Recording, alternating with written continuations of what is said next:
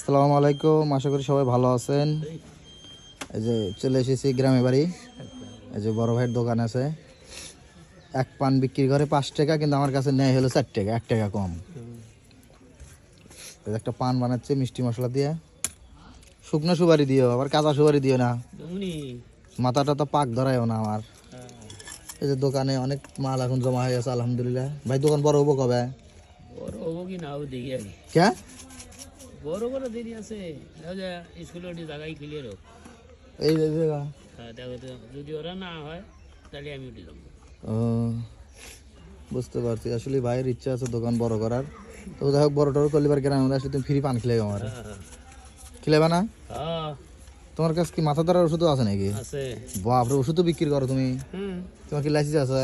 আছে হ্যাঁ, আছে। কি লাইসেন্স তোমার? ডাক্তারি কোন পাশে? আবার শুকনা দেয় না কাঁচা দেও গা? ব্রেক লাইটে এই তো তুমি এখন ভুল করছিলা। ভুল করবো গা, ওটা হলো মাথা ঘুরাই। না না না, মাথা ঘুরান যাবো না।